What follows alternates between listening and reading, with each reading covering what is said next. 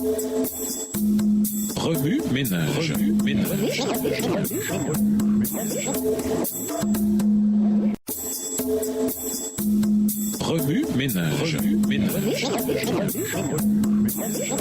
Bienvenue dans votre émission. Remue ménage. Nous voilà à la leçon de mercredi. Invité, le témoignage de Jésus. Apocalypse 12, verset 17 dans la version Louis II utilise l'expression le témoignage de Jésus, une expression qui apparaît 4 autres fois dans le livre. Apocalypse 1, les versets 2 et 9.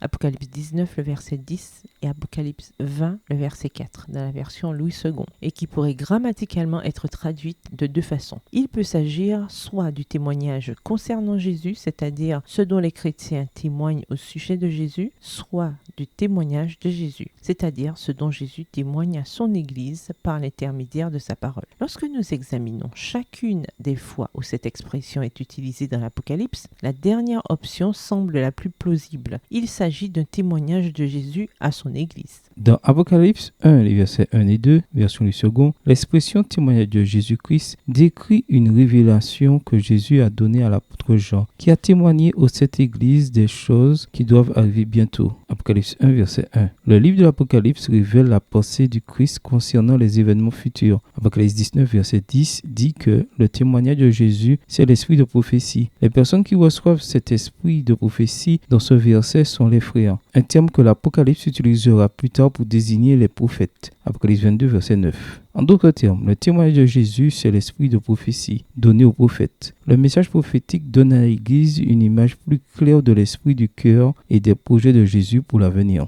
L'étude des écrits prophétiques fera se lever dans nos cœurs l'étoile du matin, Jésus, de Pierre 1, verset 19. Il est courant de vouloir le Jésus des évangiles, tout en ignorant le Jésus de l'Apocalypse. Mais c'est le même Jésus qui se trouve à la fois dans les évangiles et dans le livre de l'Apocalypse. Résister au Jésus de l'Apocalypse, c'est résister au Jésus des évangiles. Le livre de l'Apocalypse englobe à la fois le caractère de Jésus et ses projets pour l'avenir par le biais d'un symbolisme prophétique. La phrase d'ouverture du livre, Révélation de Jésus-Christ, version Louis II, fait référence non seulement à l'identité de Jésus, mais aussi à la manière dont il prévoit d'aider son peuple a traversé les crises apocalyptiques qui pointent à l'horizon. L'Apocalypse, c'est le témoignage de Jésus à son Église sur le chemin devant elle. La promesse d'Apocalypse 12, verset 17, selon laquelle le témoignage de Jésus sera vivant dans son Église des derniers jours, nous assure que Jésus ne laissera pas son peuple dans les ténèbres. Il accorde le don prophétique pour équiper son Église de la fin des temps, afin qu'elle puisse faire face à des difficultés importantes que les générations précédentes n'ont pas eu à subir. Le témoignage de Jésus est donné pour guider, orienter et conduire judicieusement. L'Apocalypse promet que Jésus enverra le don de prophétie pour aider son peuple à naviguer parmi les dangers des derniers jours. Lorsque le peuple de Dieu sera confronté à la dernière épreuve de force entre le bien et le mal, tout comme un bateau pilote se dirige vers des eaux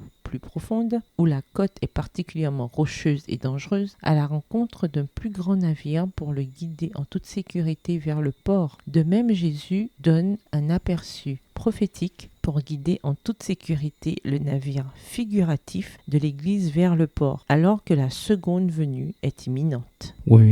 Méditez de nouveau Apocalypse 12, versets 14 à 17. Où voyez-vous Jésus dans ce passage? Jésus nous a donné son témoignage. De quelle façon ce fait doit-il influencer notre façon d'agir dans notre vie quotidienne? Que vous dit Jésus par ce passage? En quoi voyez-vous Jésus différemment ou le voyez-vous de nouveau? Comment réagissez-vous en voyant Jésus de cette manière? Au revoir. Et à demain si Dieu veut. Remue ménage. Remue ménage.